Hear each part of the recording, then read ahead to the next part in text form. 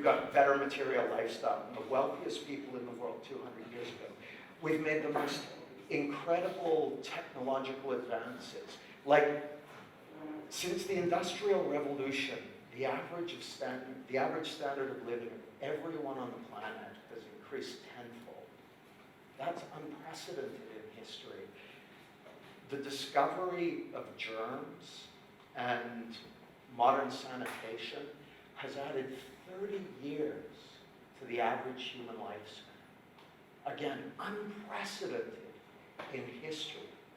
So materially, we already have the material of the most amazing lifestyle possible, as well as the incredible things that are possible with technology.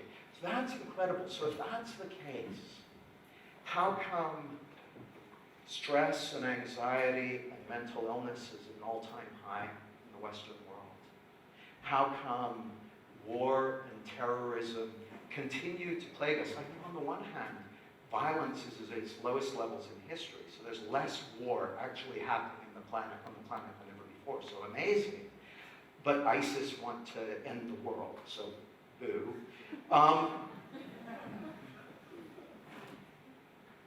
Korzybski, the guy who created the field of general semantics, was in the intelligence services in the First World War.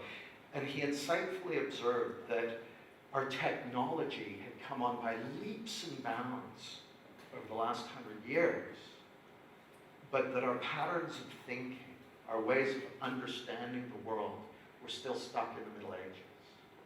And the philosopher Gregory Bateson said, the biggest problems in the world are caused by the gap between how nature already works and the way people think. And you can look at the history of human evolution as a process of closing that gap, the evolution of our knowledge. So we used to think the world was flat. Oh no, it's spherical. We used to think that the Earth was the unmoving center of the universe. Oh no, the Earth goes around the sun. We used to think that illness and disease were caused by bad smells. I've got an article from the 1817 New England Journal of Medicine. So you gotta understand, this is the premier medical journal of the 1800s. And it's got the reasons for childbed fever. Childbed fever, hideous illness that afflicts women immediately before, during, and after childbirth. They said the reasons included constipation, bad smells, vigorous exercise, taking a long journey, the weather. They had a list of about 17 things. The one thing that wasn't on that list was bacteria on the hands of the doctors. And that was the one thing that was causing it. So the discovery of germs and the realization of it and the role it plays in illness has made an incredible contribution to our health, to the health of everyone in this room, actually. It looked like a lot of things, but it was just one thing. So here's what happened to me. Some of you heard last night in, I can't remember what it was, 2000, I had an amazing material lifestyle, but a really poor mental and emotional lifestyle. And so I went on a journey. I hired a coach, and he started exploring with me the principles behind clarity. And I started having insights, and the first insight I had was I suddenly realized, oh, everything you've been looking for outside of you is actually already within you. And this is what I was talking to Andrew about on the stage last night. Everything you've been looking for outside of you is already within you. Now, I'm not saying if you really like cool shoes, like mine, they are very cool. I'm not saying that if you really like cool shoes, they're already within you. I have no evidence for that statement. But the feelings of awesomeness that you imagine you would have if only you could wear shoes as awesome as these, those feelings of awesomeness are already within you. I've been looking for feelings of security and peace and well-being and purpose. I've been looking outside of me for them when they're already there within you. So that was the first insight I had. I say insight, I didn't figure that out. Like 1 minute I didn't know that, and then all of a sudden, oh, you see it.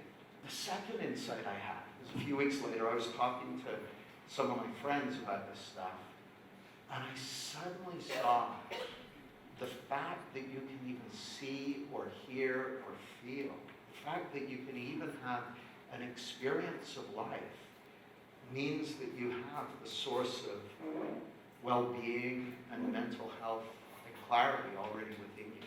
It's already within you. It's so interesting. I got an email from a woman called Mahima. And Mahima wrote an email saying she picked up a copy of my book in an airport or something.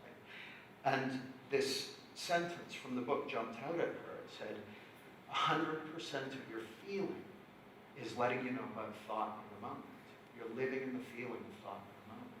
And she read this sentence. She thought, oh, I'll have to get that book. Then she didn't get it. She forgot about it.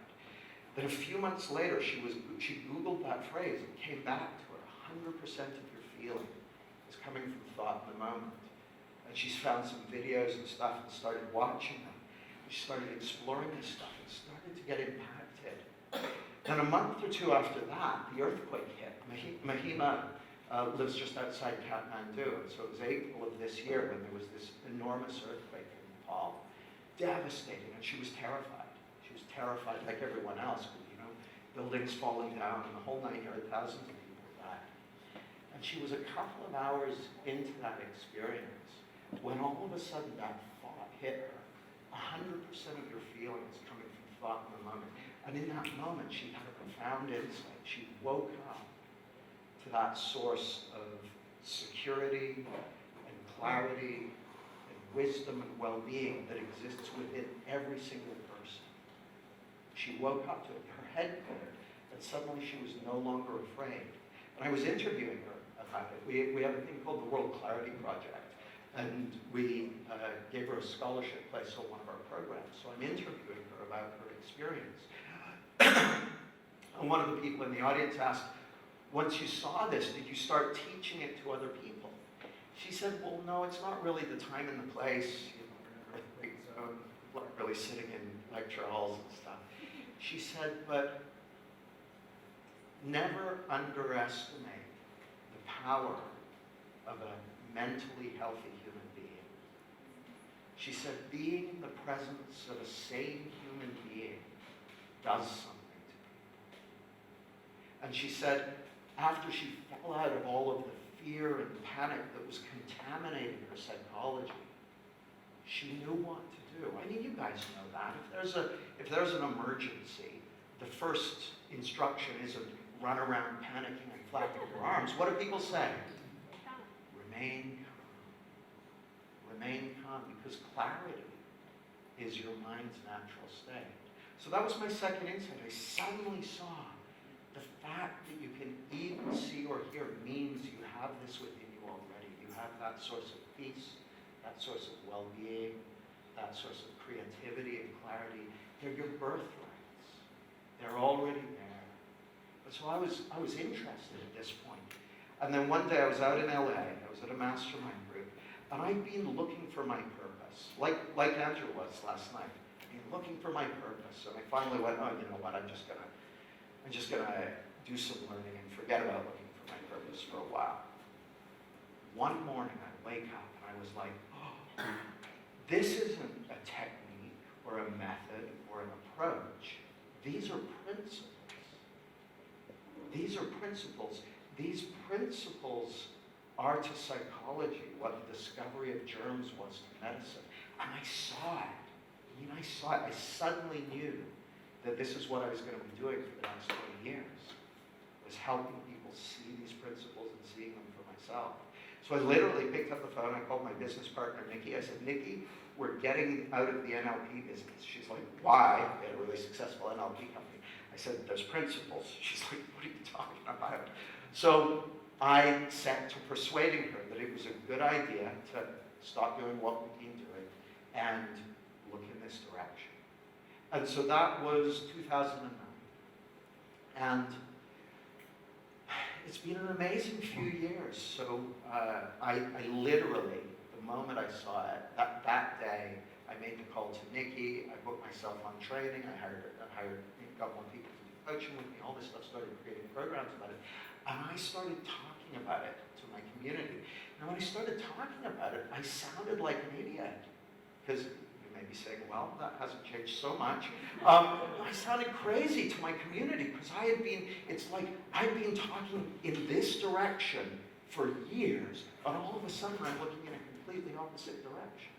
Like, what are you talking about? But I could see it so clearly. See, that question, our technology has brought us so far. It's made so much possible. If you'd have described our circumstances to people of 200 years ago, and if you asked them, how would you feel if you lived somewhere with central heating, if you had magic devices that could let you talk to people, if you could get information about the world anytime you want, if you could fly from one place to another, if you lived in a world where there was enough food, where people had medical help, how would you feel?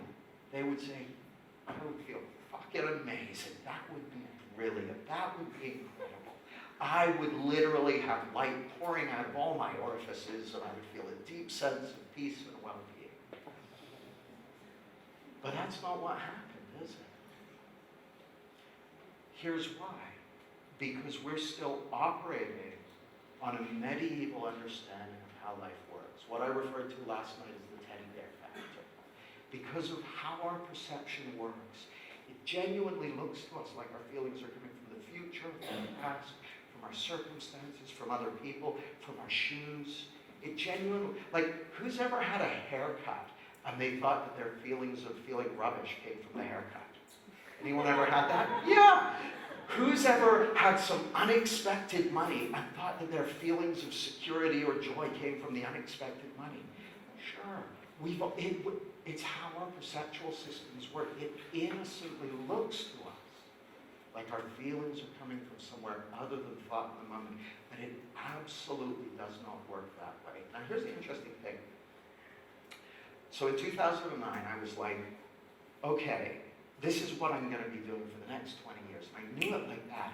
But I never said that to people. When I told that story, I said, this is what I'm going to be doing for the rest of my life. Because to be honest, 20 years sounded a little uncommitted to me. It's like, how come 20 years? You're just going to give up after? And so I would say for the rest of my life.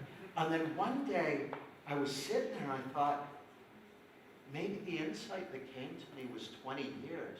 Because 20 years is what it's going to take. In 1881, President Garfield of the USA, who's heard of President Garfield? That's enough people to prove that he actually exists and isn't just a cat. President Garfield was shot by an assassin, shot twice, once through the arm and once in the back. So he was shot twice at close range, but the bullets didn't kill him. He fell to the ground, and it was later reported that his body, in the weeks that followed, formed a protective case around the bullet. If it was just the bullet, he would have survived. But his doctors, this is the President of the USA in 1881, his doctors didn't believe in germs and bacteria. They thought it was a silly theory. They thought it was unnecessarily complicated. So they stuck their fingers and various other instruments into the bullet holes. The bullet hole in his back to try and get the bullet out. Well, he got viciously infected because of that. And he died 11 weeks later, not of the bullet wound, but of the infections caused by the innocent ignorance of his doctors. Now, this is the President of the USA, okay? Has access to the best doctors money can buy, but the best doctors money could buy at that time did not believe in germs, even though Lister had been using sterile procedures on his patients for 14 years. It was well documented. But they didn't believe in him. If the President of the USA today was suffering from anxiety or something like that, he would be attended to by psychologists who don't know that he's living in the feeling of thought in the moment. They do not know that. And that simple misunderstanding, what I referred to yesterday as the teddy bear factor, isn't just the cause of stress and anxiety and depression. It's what keeps people struggling, looking for their purpose, searching. It's the cause of crime, most crime. It's the cause of relationship problems. It's the cause of terrorism. It's the cause of the injustice that gives rise to terrorism. It's the cause of the greed that's pillaging our planet. One misunderstanding. This understanding is to psychology what the discovery of germs was to us. You start seeing this for yourself, your life is going to transform. It's not just going to transform. See, anything you create in your life, the seed starts within you. And if you see how it works, your life's going to transform and your lifestyle is going to transform. The people of 200 years ago couldn't have imagined the world we live in today. The reason we live in the world we live in today is because of discoveries of pre-existing principles in the field of chemistry, pre-existing principles in the field of physics, pre-existing principles in the field of medicine. The principles behind our psychology have been discovered, and if they're widely realized, they will be a bigger deal for humanity than anything that's been discovered in the last 200 years. And that's what I'm all about, and that's why I'm incredibly excited to have launched the World Clarity Project, and that's why I'm excited to